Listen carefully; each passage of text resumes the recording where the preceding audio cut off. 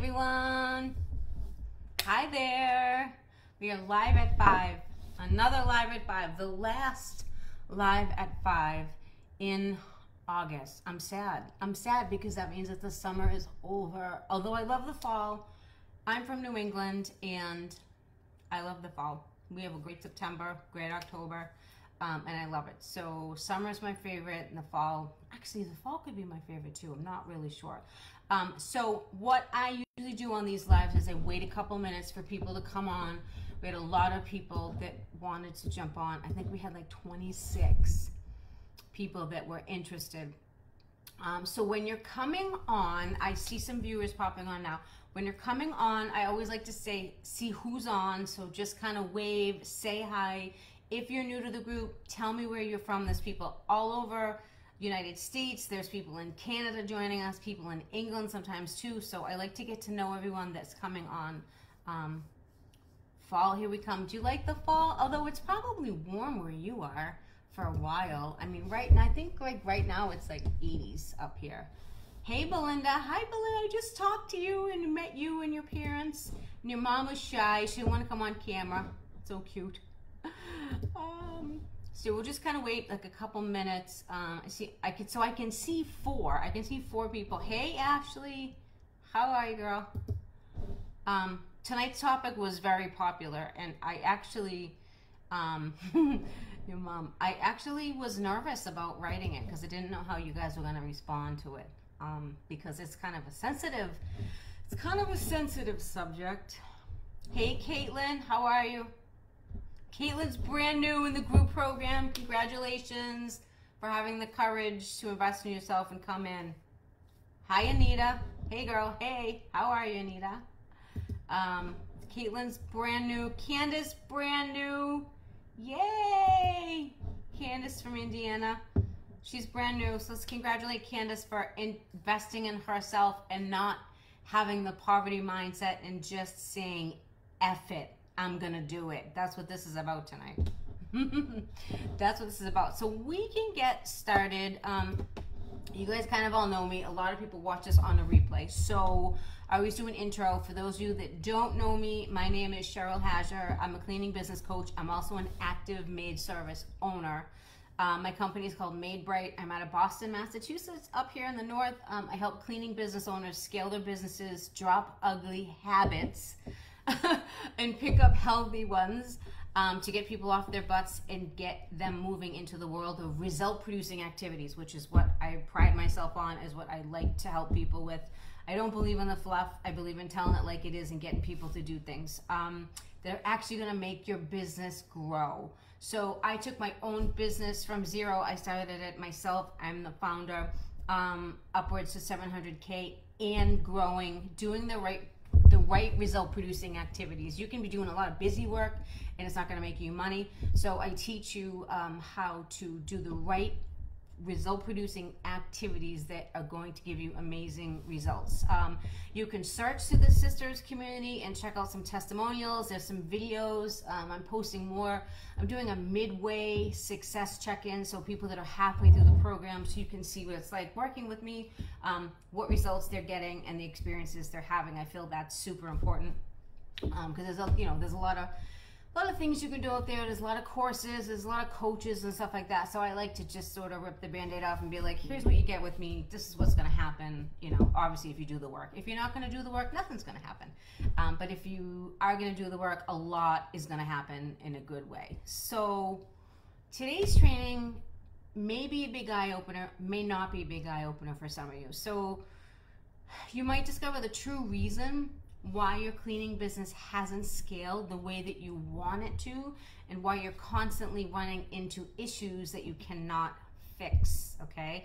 And sometimes it seems like you're just running around in circles, going day by day, doing the same stuff over and over and over. And I chose to talk about this tonight because sadly more women than men experience this poverty mindset. Which is the reason why I decided to do this, because most of the members in this community are women. So I felt it was important to address this and point out why it may be happening. What are the differences between having a poverty mindset and having a thriving mindset, and how they both can change the course of your business in two very different ways. So let's kind of get into it. So what is a poverty mindset? If you want to write these three things down on a piece of paper so you can remind yourself what they are so you don't do them. So a poverty mindset is in business, okay, because it could be different in personal. In business, it refers to a set of beliefs, attitudes, and behaviors that are characterized by these three things. Characterized by focusing on scarcity, focusing on fear of loss, and a reluctance to take calculated risks, okay? Focus on scarcity, fear of loss, and a reluctance to take calculated risks. So this mindset can have significant negative impacts on an individual's or an organization's ability to grow, to innovate, and achieve financial success. So think of this. What comes out of your mouth will directly affect your success. So examples, if you say things like, I can't afford it, I don't know how to be a good boss, this is a classic one, I don't have the money for that, I can't afford to put people on payroll, or how about this, nobody wants to work, I can't afford to invest in myself or attend a training seminar or get a coach, I can't buy that protein vacuum because it's too expensive, even though it will never break and the vacuum's houses up in record time and actually makes you money because it's saving on labor. So that short-term thought, I can't buy a protein vacuum because it's too expensive. Of course you can. You can go out and buy it tomorrow.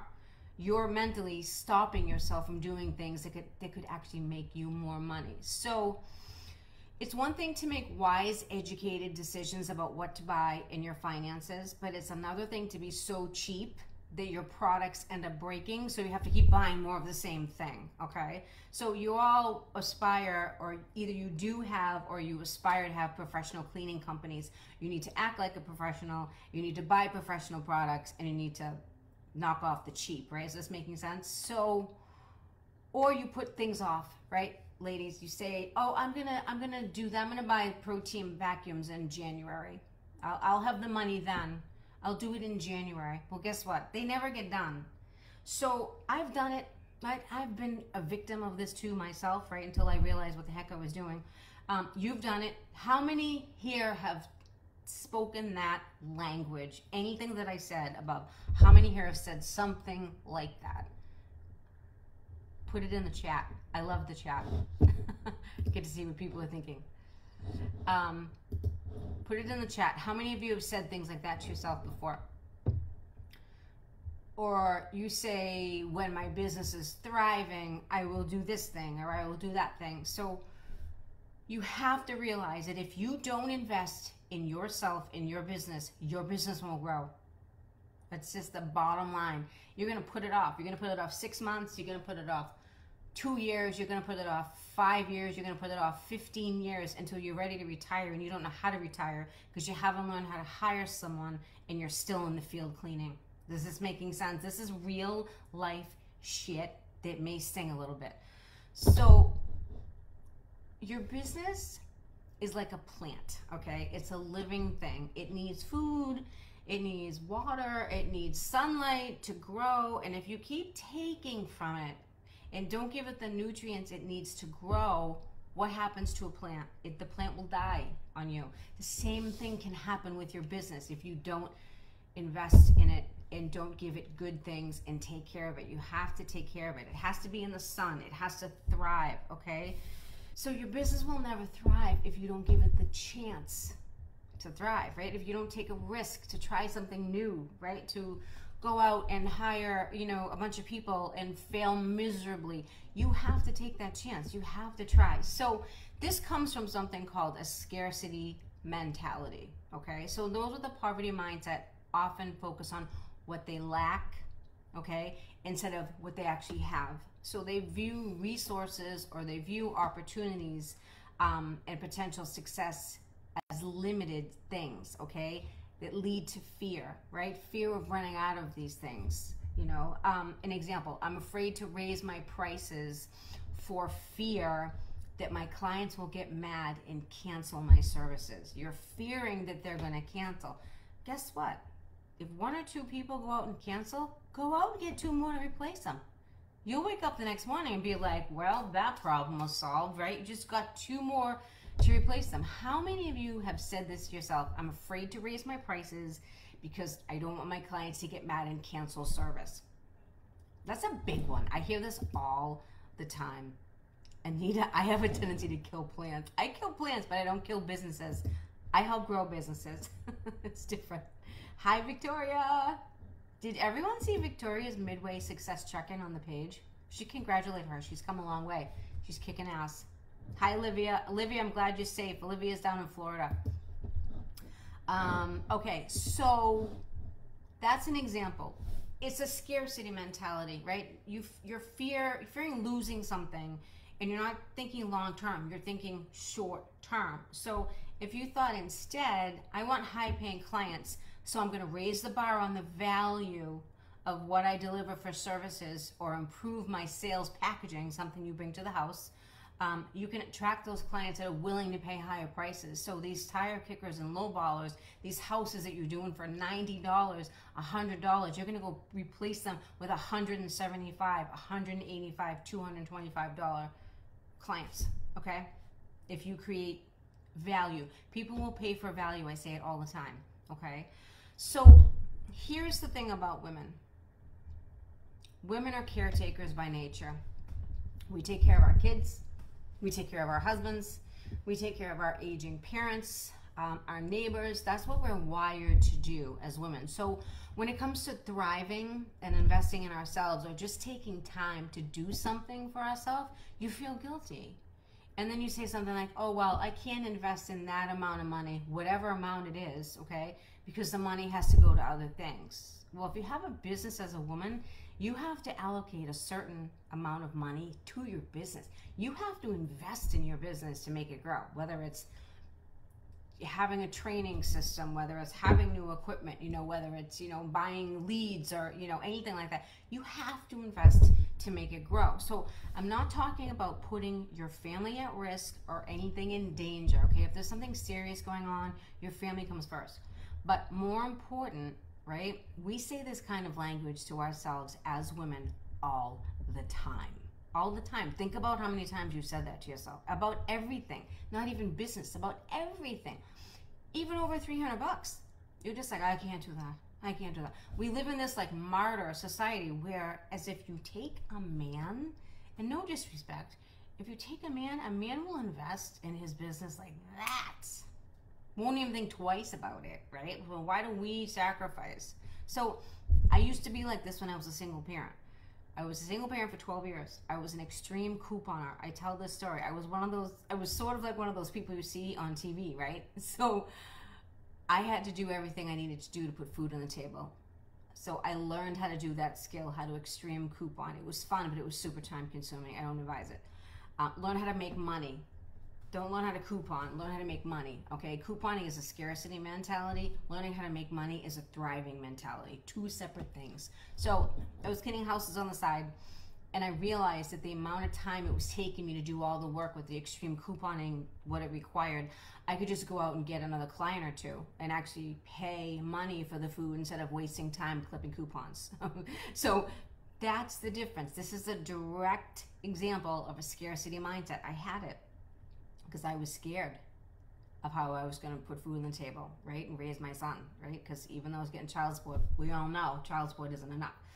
So it was cool to learn, cool skill to learn, but in the long run, you're better off just figuring out how to make money in the littlest amount of time with the littlest expenditure, okay? Learning how to get your clients, have your staff clean the houses for you so you can spend more time learning to figure out how to make more money. Get what I'm saying? So this is why people that have jobs will never be rich. They trade time for money, right? Trading time for money never made anyone rich. That's a scarcity mentality. So think about this. Do you know how freeing it will be for you if you escape this mindset? And this is exactly what I teach. I help people. I had a client last week saying, we can't afford that. We can't afford that. We can't afford, payroll, a CRM, a company car, new equipment, right? And I listened to her and I said, okay, your exercise for this week is to catch yourself saying, we can't afford that, and stop saying it. Change we can't to we can. We can eventually. We can when we get this many clients. We can do this, okay? You have to change your mentality, because your mentality is a direct reflection on what you think you can achieve.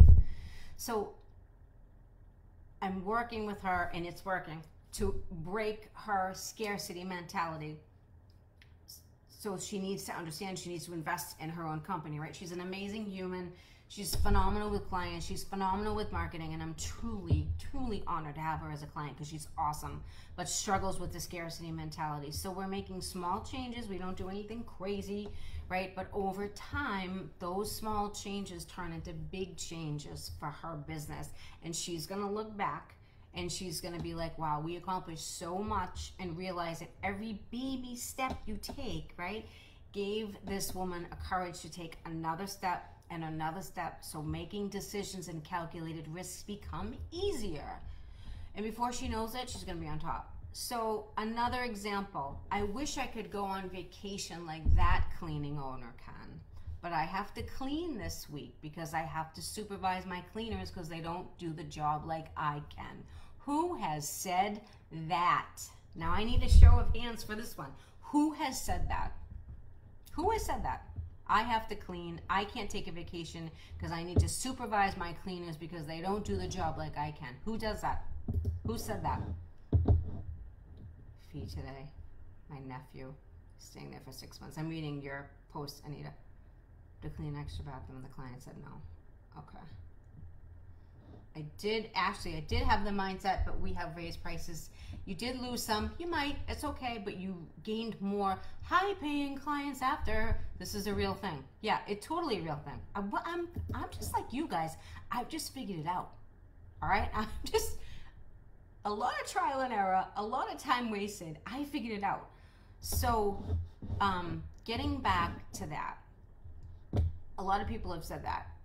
Risk aversion. Let's talk about risk aversion. People with a poverty mindset tend to avoid taking risks, even when those risks might have had the potential for substantial rewards. So they may avoid investing in new ventures or expanding their business due to the fear of losing what they already have.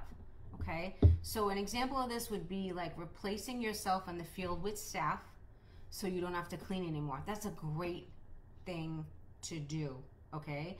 But the short-term thinking of that is the scary point of that is you now have to pay the staff, so you immediately revert to, I'm losing money because I'm paying the staff when I could be doing it myself. That's the scarcity mentality right there, okay? Now the long-term thinking, the abundance thinking of the same situation is, this will free up so much time so I can go out and get more clients and get more revenue, grow all the revenue. So if you look at it like that, you guys won't be able to scale. If you're out there, and I'll tell you the exact number because I see it all the time and I experience it myself. You're at about 10K a month cleaning by yourself as a solo cleaner. That's your breaking point. That's where it is, okay? It's usually about that. Every once in a while you get a rock star that's bringing in like 12, 13 by herself, but rarely, okay? That's the breaking point. Your body starts to ache. You're tired. You're not motivated. That's the point where you need to learn how to hire people to clean these places for you. That is the only way you can grow. You're not going to get to $200,000, a year cleaning all your accounts yourself. So that's it. So your short-term thinking is going to be like, oh, I have to pay the staff, so now I get less money coming in. That's your scarcity thinking. Your long-term abundance thinking is, God, this will free up so much time so I can go out and get more clients and grow the revenue. Those are the two things. You need to graduate from scarcity thinking to abundance thinking, okay? You guys see how these are so totally different? So has anyone had this thought when you were about to hire? Anyone have this thought like, I don't know if I should hire. I could do all these houses myself and make all the money, but now I have to give it to this person that's coming on board, okay? Hiring is the biggest issue we have. Yeah, that's what we're going to work with. Tried so many things. We're going to get the things that work because we're just going to do that, right? Exactly. I'm afraid to pull the trigger and go, well, just do it, Anita. You just got to do it, right? You have to do it, and even if you screw up a little bit, you just got to fix it. That's it. No entrepreneur does everything perfect. No, not even me. No one does it, right? Nobody does anything perfect. They try things, they take calculated risks, and they figure out what works, okay? So that's your short-term thinking, that's your abundance thinking. So your short-term thinking, right? A poverty mindset often results in a focus on short-term gains or immediate relief, right? Long-term strategic thinking can take a backseat, and you're limited on your growth and your sustainability. So when you think short-term like this, oh, I'm going to make $1,500 this week cleaning houses, but it's you cleaning the houses, you're setting yourself up for failure. What happens if you, who even knows, have an injury? Something happens to your back. You twist your meniscus. You can't go to work. Guess what? You're not getting a paycheck. That's the reality of that. You're not getting a paycheck. What do you do now? Right? It's scary. It's very scary. I've been there. I mean, when I was in the field, I woke up one morning and I couldn't get out of bed because I had pushed so hard and I thought I could clean better than anyone that was working with me, and I had to go back and I had to fix everything, and I didn't have a system. I didn't have a training system like I do now to teach, and I have trainers that teach my training system, and if I hire people that don't carry out my training system the way it's intended to be, to bring in the most amount of profit and the least amount of labor, I let them go. There is a system that we follow, and I'm looking for people to duplicate the system. So that's how that works. It wasn't always this way for me, okay? It wasn't always this way for me. So your reluctance to invest, all right, when hiring staff, I call it talent sometimes, or improving your processes or your marketing efforts, those with a poverty mindset may be hesitant to invest in areas that could potentially lead to growth and increase your profits. Hiring staff, okay, you know you're gonna pay them, you're gonna put them on payroll, you have to pay their taxes. Every state is different, but we're all paying some sort of taxes. Hiring outside VA, okay, that was the best thing I ever did. The best thing I ever did, okay? I have one. Why? Because they're cheaper than hiring in office. That's why. That's why you do it. So you don't have to answer the phone anymore, right? You can fill your schedule. They can fill your schedule with estimates and this. Is there a premium with that? Of course there is. But it's going to triple the amount of business that I'm going to get, because sometimes I can't get to the phone. They get to the phone all the time, and they sound like they're from your company, and you like triple your business. So I'm a huge fan of that. If anyone has questions about how to get a VA, I have a good one. I have a really good one. We love them. They're good. And they sound like you. They sound like they work for MadeBite. So you have to fill your schedule with result-producing activities, okay? And what are result-producing activities? Sales and marketing. Those are the two things that bring in business, okay? Not doing the schedule doesn't bring in money, right? You guys, you in the field working 5 days a week, and then on Saturdays you're doing the schedule, or you're doing it on a Wednesday night or a Tuesday night or whenever it needs to be done, because you and I know that it needs to be done all the time because people change their appointments, right? That's not a result-producing activity. That needs to be outsourced to some degree. You have to do some of it, of course. So that's what grows your company. So if you, the CEO, are still out in the field, you're technically also doing a non-result producing activity. Cleaning a house is not a result producing activity because it's not technically bringing in money, right? It's not sales, not marketing. It's labor, right? So that's not a result producing activity. So you've already closed the sale. You've got this client. Now you need other people to carry out the tasks of cleaning so you can get more clients to build the revenue and keep growing. Makes sense? Remember I told you you're going to fall, and you can solo clean up until about 10, 12 grand, and then you're going to have to hire people to go upward, okay? So learning how to delegate is going to be a skill that you need to learn how to master. My company, we have a team trainer. We have a quality supervisor. I had them drop a broken vacuum off and pick another one up in the vacuum store, instead of me doing that, that's a non-result producing activity for me. I don't do that anymore. I used to, but I don't do that anymore. So as a CEO, I don't need to do it, or getting gas for the cars or the oil changes. I don't do what my staff does now, okay? Those activities don't make me money, right? You guys kind of getting where I'm going with this? Let me see if everyone's getting it. See if we have any more comments. Yep, VA. Yep, sorry. Sorry, Belinda. Your negative self-talk. People with a poverty mindset tend to engage in negative self-talk. We've all done this. Doubting their abilities, constantly worrying about their potential failures. You don't even know if you're going to fail.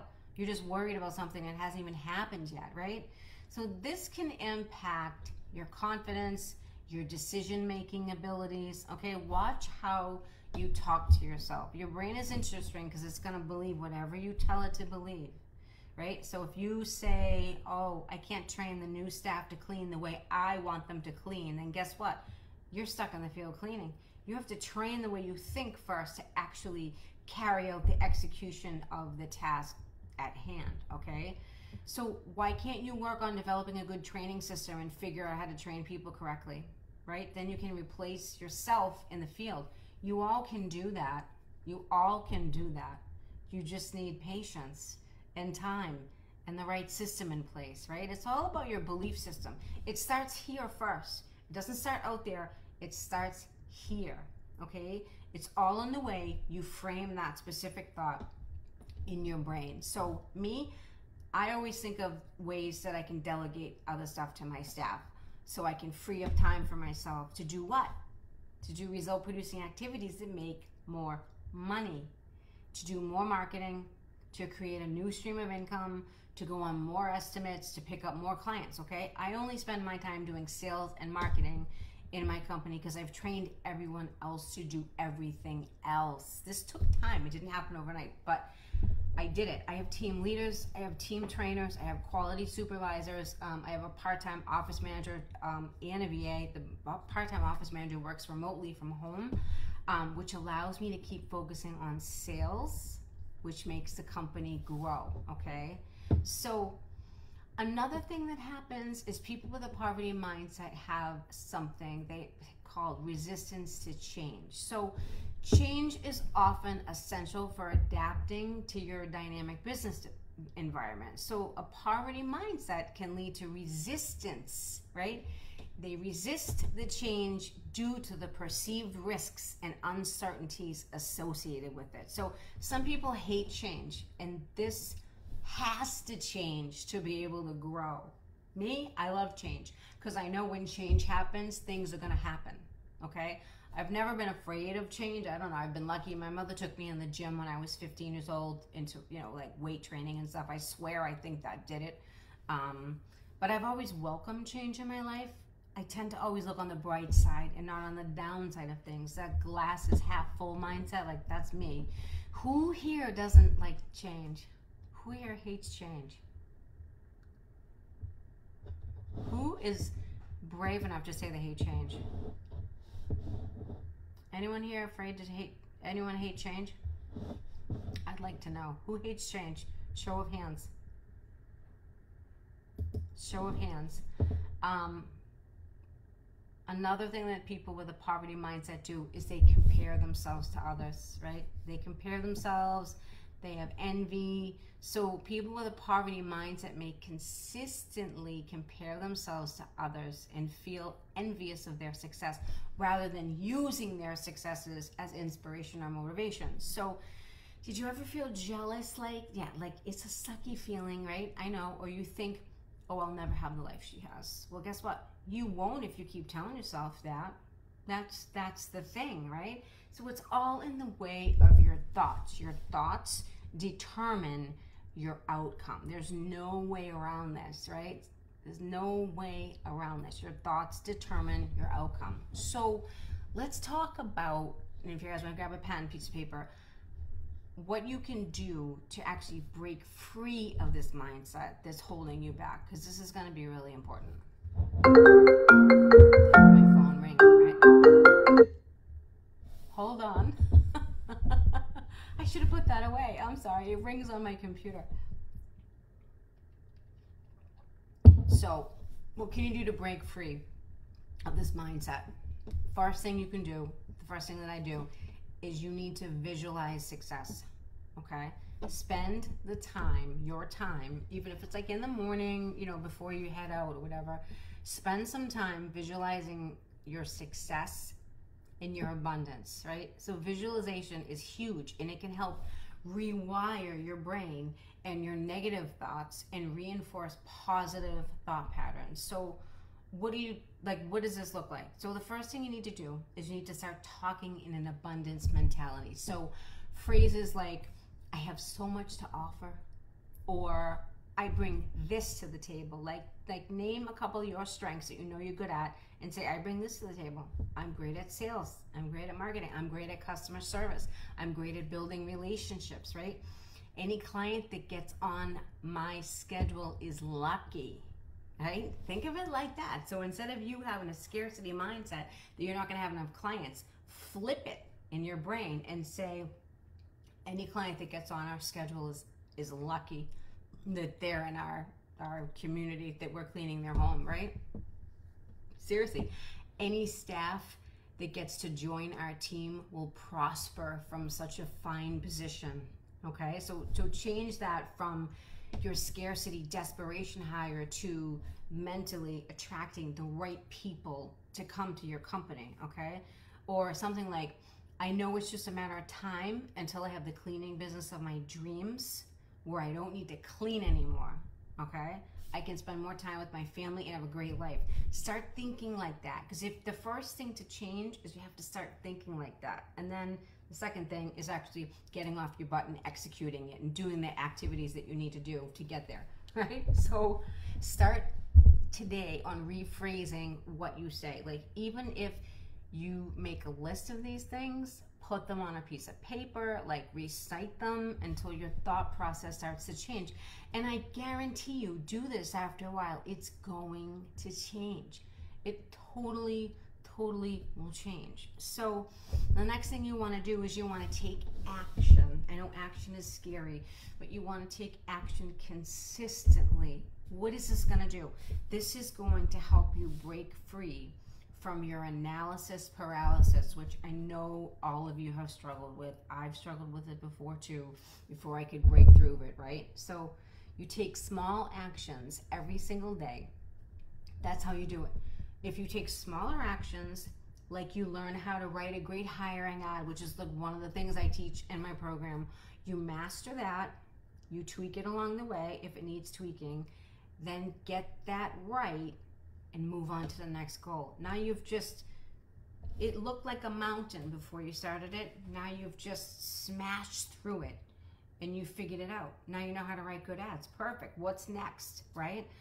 Then you work on how to properly interview, what questions to say, how you say it, and then you master that and you move on to the next thing. You have to break these things up in small goals, because you can't, if you look at it huge, like if you look at hiring, there's so many things under hiring. There's writing ads, interviewing, onboarding, training, then you have, how to keep your toxicity low, how to create a company culture. There's a million things under the hiring section. Don't look at it as a big thing. Look at it as small little pieces, okay?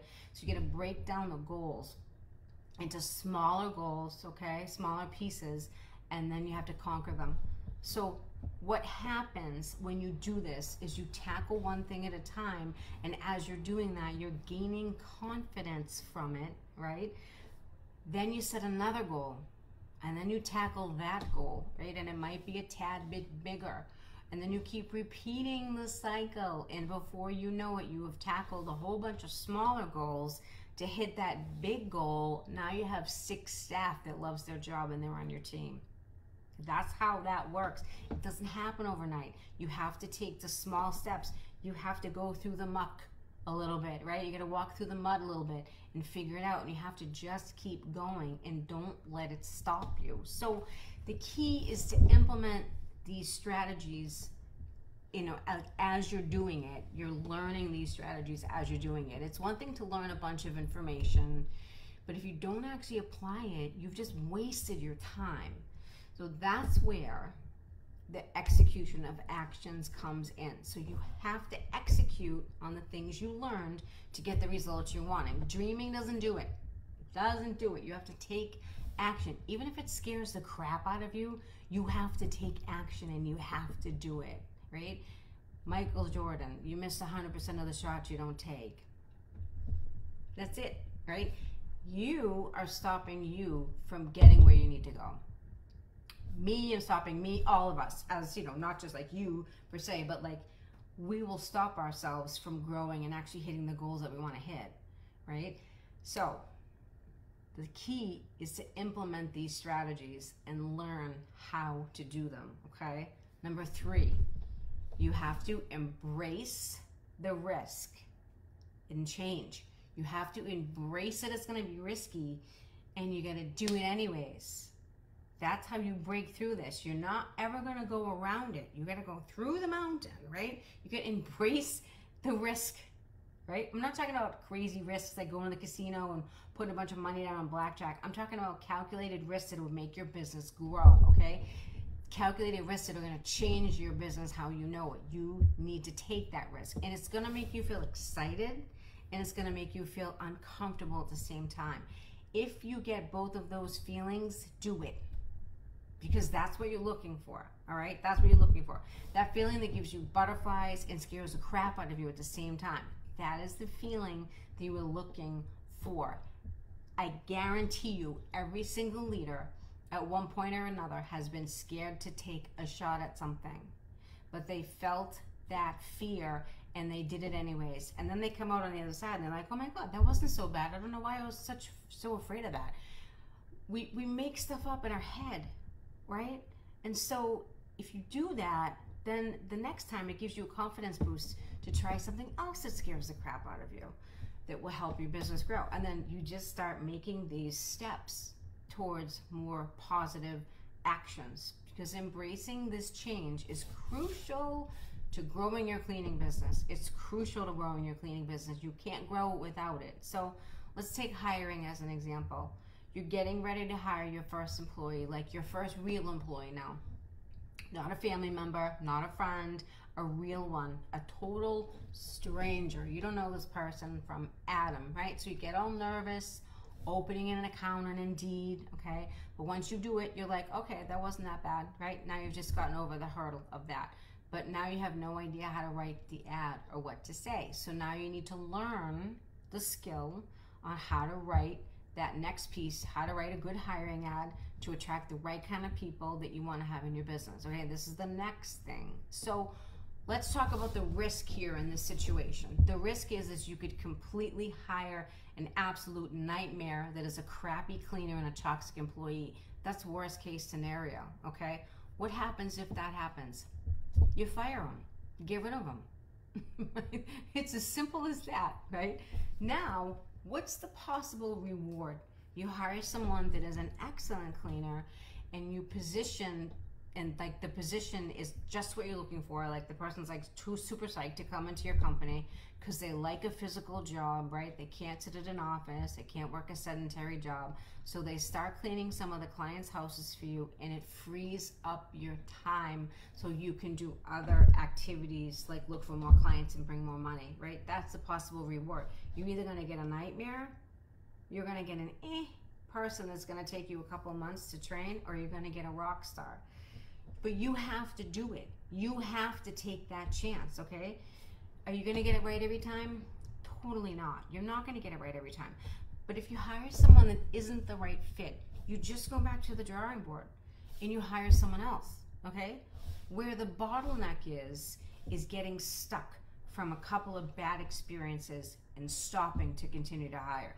Then you're just making your $1,500, $1,200, $1,500 a week, but you're physically still trading your time for money. You're self-employed. You don't own a business technically. When you own a business, you have employees.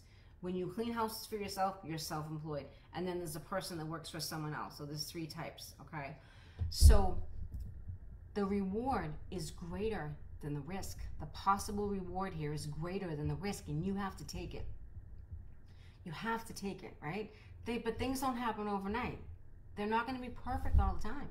but you have to learn how to act on something, to execute something when the conditions aren't perfect, because no one's conditions are perfect. You have to work through the imperfect to get where you want to go, okay? So, is this all making sense? I'm going to check in. I know I've been talking a lot. Hi, Laura. 100% making sense. It's making sense to Laura. Making sense to Laura Albright. Is this making sense to you all? Is this making sense? Katrina, you watch the replay. We'll see you soon. Is any of this making sense? Just say making sense. I want to know. This poverty mindset can stop you from growing your business. Who here thinks they have a poverty mindset?